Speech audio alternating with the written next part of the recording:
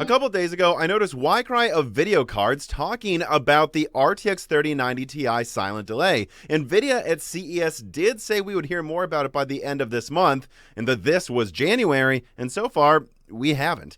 I did give my own input, basically saying nobody should be waiting for this card either way, and it's funny, I actually didn't expect any follow-up questions, and frankly, I was surprised anyone even really cares. I mean, isn't it obvious this card is just another publicity stunt like the RTX 3050, except probably almost literally to launch with zero volume, not near zero, but zero volume, unlike the 3050? I mean, Anthony at Tweaktown even already publicly talked about production being halted weeks ago, and I've already given insider information on a recent broken silicon talking about how AIBs don't really care because they don't see it as a real product anyways. But since then, and especially recently, I've noticed that a lot of people are growing more and more vocal about their confusion about what the heck is going on with the 3090 Ti. And while I didn't find it interesting at the beginning of January, in February, I have to admit myself, it is really, really weird. Nvidia hasn't said anything yet about this card, even though they said they would. And so I've decided that, that's what this video is going to be. I did investigate it. I decided it is actually worth investigating. Sometimes I make this mistake where I just assume everyone else knows what's going on, and if I leak it, no one will find it interesting, or everyone else can guess it without a leak. And well, some of the information I've been sitting on about the 3090 Ti's issues fall into that category. And so that's what I want to talk about today. What's going on with the 3090 Ti, what it's going to cost, when it will likely come out, and why it's been delayed for so long, and what it's likely to look like compared to the competition, because AMD and Intel do have their own answers coming, and they're not free of problems either, by the way. But first, an ad from a sponsor. Today's video is brought to you by, that's right, Micro Center. Honestly, where do I even start with this sponsor? I mean, half of the stuff I've gotten over the past 20 years has come from them. Whether this R9 Nano I got for a steal for my little cousin for her first PC, or the 390X 8GB, that was my first 8GB graphics card, and I loved it. And all of these things came from Micro Center because, well, they easily have the best deals on enthusiast PC parts, and they have a laughably better selection than really any other brick and mortar store. And they're always adding new features as well, like they just partnered with Asus to help you build a desktop easily online. Each base system comes with motherboard, case, power supply, graphics card, everything you need, and then you can customize it as you see fit and pick it up the same day or have them build it for an extra fee. It really is worth checking if there's a Micro Center near you in the United States, because if it is, it's worth going out of your way even a little bit to get your parts there, because it's just the best place to get PC parts. And in fact, there's more. Right now, Micro Center is offering new shoppers and fans of Moore's Law a special deal for a free solid state drive. Use the links in the description, get this free solid state drive to help Moore's Law is Dead, to help you get an essential component free, and to save yourself some money. Use Micro Center today. Now, before I drop the biggest bombshell on my 3090 Ti info today, I want to be very clear about something up front. All the way back, when I first confirmed from my end that I was sure the 3090 Ti was a real product, at least planned to launch in early 22, although I was still skeptical because of how ridiculous the power usage is, I was always told the same thing by my sources. This thing was going to be at best a paper launch, have low availability probably for its entire life, and for those reasons, gamers shouldn't care about it. No joke, when Anthony Gareffa at Tweaktown leaked that production was halted on the 3090 Ti, when I reached out to my AIB sources, they said, who cares? This isn't real anyways. What do you mean production's halted? We have no information to this day on when it's coming out. They're halting something that we don't even think exists, right? So maybe, and I have said that, by the way, in Broken Silicons publicly, since I'd said that, I thought maybe everyone gets the idea. But now I want to be very clear about how bad the 3090 Ti is going right now. All the way back a few weeks ago, I was told this by one of my best sources. The 3090 Ti has been delayed, and this word was used, indefinitely. That is an important word, and I want to be clear about the word indefinite from two sides. Number one, indefinite does not mean forever. It does not mean it won't come out. I do think some 3090 Ti is probably going to, at least 5 of them will be made some point this year or something. But at the same time, the word indefinitely should probably be scaring or concerning a lot of people. no one is getting any communication from Nvidia when this thing will be ready at all, meaning that it's definitely not coming in a couple weeks. And again, I didn't think I needed to do this video because if you just look around and think for a second, people, that has to be true. Where are the leaks of 3090 Ti AIB boxes?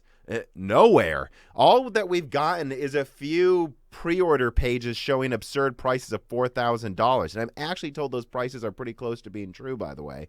Like guys, it's obvious, isn't it? This thing isn't just not coming out next week. It's not coming out for a long time. And I actually think I do know by now what the heck is going on with the 3090 Ti, why its delay is indefinite, and what caused that indefinite delay. But I'm wondering, here are some quotes from some of my best sources throughout the GPU supply chain that have never been wrong before. Let's read through these and see if you can guess what's going wrong. The first source here, nobody is talking about the 3090 Ti to this day. Zero launch planning discussions are going on. It's a card for world records. It may not even launch in some regions. And this individual made it very clear to me that it is abnormal to not know a lot of details at least 2 weeks before launch because, you know, a lot of distributors and partners start talking up the card, and then you have, you know, different chains of stores that sell them coming together for a rollout for marketing. None of that's happening at all, and there's no indication it's happening soon. And a lot of people I've asked don't think they're going to get any cards this year for their region. Another source, whenever it comes out, this card is like a Porsche 918. You don't just find one at every dealership. It's a show card most stores won't be able to get. And this person made it very clear to me that Nvidia's partners are acting like this is a thing where you're lucky if you get one to put on display for your richest customer. This just isn't something that will be bought in bulk. And the third source, who is an OEM at one of the biggest companies that sells Nvidia products, said that they have no updates. Nvidia isn't communicating anything, and that delays do happen, but this one is unusual with how quiet it is, and with it happening after the announcement, that usually you don't show off something that you're not 100% sure you can launch effectively soon. After talking to the 4 sources I brought up so far, and a few other ones, one that I will bring up in a second, I am forced to come to this conclusion. Nvidia knew that AMD had RDNA 2 refreshes and that Intel had ARC cards coming in Q2, and they wanted to have some chart-topping product, the 3090 Ti, out at least on paper, so they could pretend they're not losing any performance crowns and try to take some mindshare next to their competitors' launches that will probably have a more impressive lineup than Team Green, which, let me be clear, the stuff I'm seeing from Greymon55 on Twitter, without spending a ton of time on it, does seem to be mostly correct to me. I haven't really tried super hard to confirm everything in it, but I've poked around a little bit with some sources, and so far I can't disprove anything he's saying. It seems to be mostly correct, and that means, if you think about it, AMD's got a generation that should be at least, I don't know, with 13% more bandwidth about, and at least 10% higher clocks, maybe even a few more compute units enabled on some of the models compared to the ones they're replacing. And if AMD does this, especially if it's on 6 nanometer, which, to be clear, I can't confirm 100% yet it's on 6 nanometer, but it definitely could be, especially when you consider TSMC's been pushing their partners to switch to 6 nanometer. Well, then we've got a new lineup of refreshes from AMD that will be at least 10% better than the cards they're replacing, cost pretty much no extra to produce, and not use that much more energy. Nvidia knows that Samsung's 8 nanometer is tapped out, so yeah, it's not going to look good. And even though ARC won't compete, obviously, with the 3090 Ti, it will probably hit aggressive pricing. Nvidia took some risks announcing something before they were 100% sure they could announce it. And let me be clear, around CES, Nvidia did have some 3090 Ti samples running, even if they're unlikely to launch a Founders card. They at least had a few of those mock-up coolers. They had some cards. They worked. They're like, here we go. It's going to use 450 watts, but we're boosting performance by about 10%. We can do this. And they hadn't quite yet finalized the exact specs and how many cards they'd be able to produce at those specs. And from what I'm told from some sources, it's not looking good.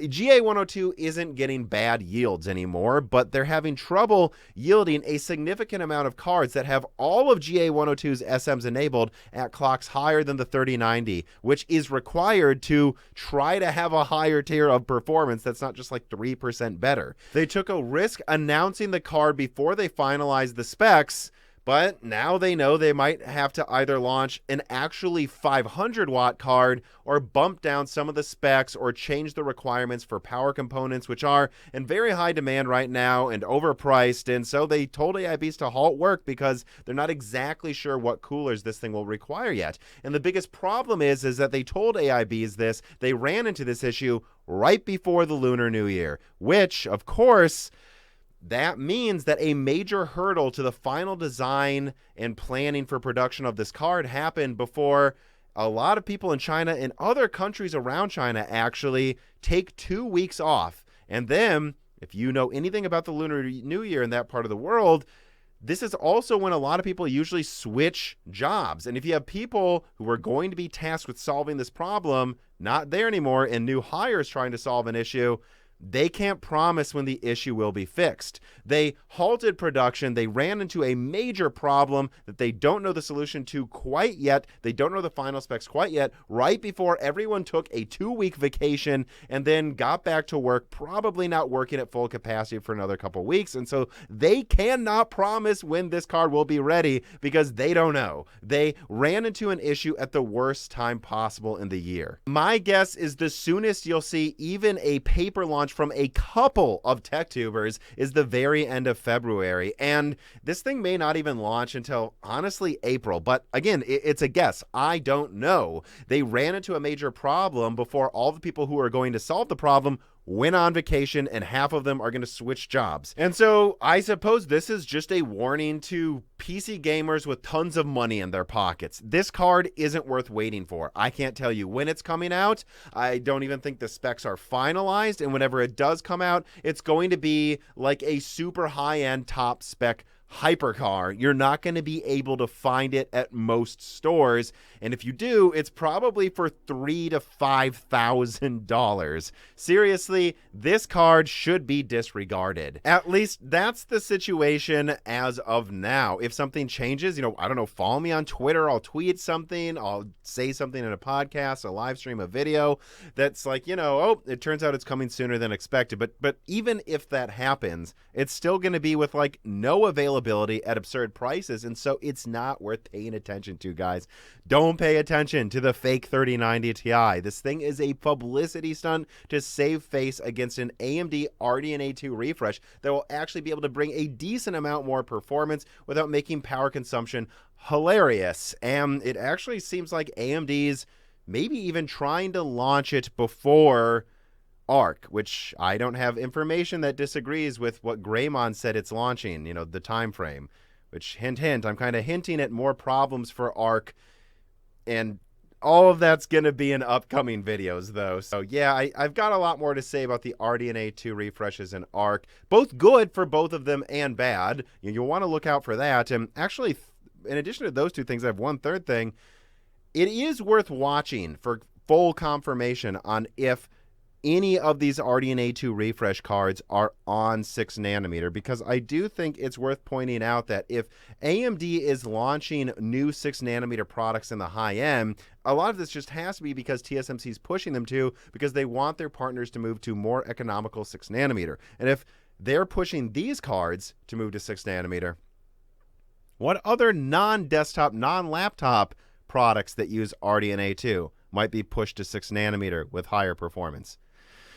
I've hinted at it in a recent Broken Silicon, and it will excite a lot of people. But again, there's some bad news around it as well. But yeah, again, all of that stuff, you're just going to have to listen to my other content and subscribe to Moore's Law Z on YouTube and ring the bell button to not miss it. Please make sure that you do that. And then in addition to that, please consider supporting Moore's Law Z on Patreon. It helps me, Gerard, Dan, and hopefully an expanding team afford to do this. You know, this is my job. I cannot do it without that support, and you get tons of exclusive ad-free content every week and the ability to interact with me and guests. So don't miss that ability to support the channel for very low cost, and gives you tons of stuff. But besides that, the only thing left to say, as always, is thank you for watching.